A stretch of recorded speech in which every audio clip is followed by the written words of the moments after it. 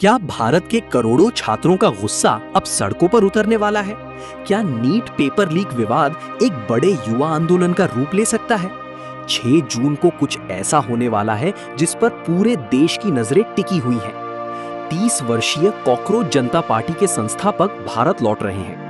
उन्होंने अपने x video में घोषणा की है कि वे 6 जून को अमेरिका से भारत आएंगे और शिक्षा मंत्री धर्मेंद्र प्रधान के इस्तीफे की मांग को लेकर शांतिपूर्ण प्रदर्शन करेंगे। यस, मैं अपने देश, अपने घर इंडिया वापस आ रहा हूँ। एजुकेशन मिनिस्टर धर्मेंद्र प्रधान का रेजिग्नेशन मांगने के लिए। उन्होंने अपने समर्थकों और छात्रों से एयरपोर्ट पर एकत्र होने की अपील की है।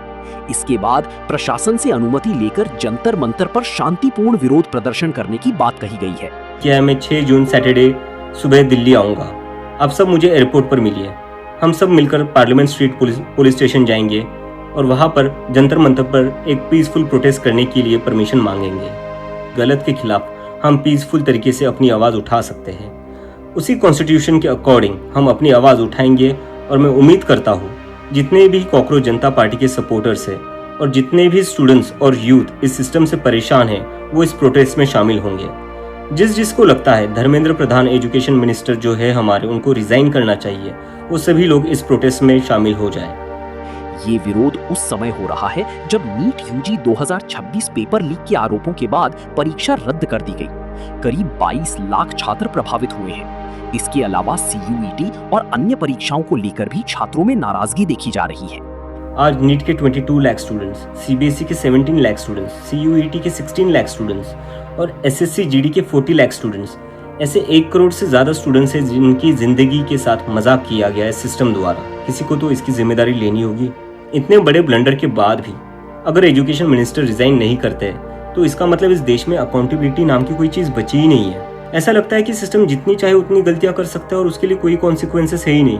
सारे कॉन्सिक्वेंसेस स्टूडेंट्स के लिए है। ऐसा कब तक चलेगा? संभावित परिणाम क्या हो सकते हैं? अगर बड़ी संख्या में छात्र इस आंदोलन से जुड़ते हैं तो सरकार पर जवाबदेही और परीक्षा सुधारों का दबाव बढ़ सकता है। सरकार को परीक्षा सुरक्षा, डिजिटल मॉनिटरिंग और भर्ती एजेंसियों में बड़े सुधारों की घोषणा करनी पड़ सकती है। विपक्ष भी इस मुद्दे को राजनीतिक रूप से उठाकर सरकार को घेरने की कोशिश कर सकता है। लेकिन अगर जमीनी स्तर पर भीड़ कम रही तो ये आंदोलन सोशल मीडिया तक सीमित होकर अपनी गति खो सकता है। आगे क्या हो सकता है? 6 जून को एयरपोर्ट और दिल्ली में होने वाली गतिविधियों पर सबकी नजर रहेगी। 21 जून को प्रस्तावित री एग्जाम भी सरकार और परीक्षा एजेंसियों के लिए बड़ी परीक्षा साबित होगा।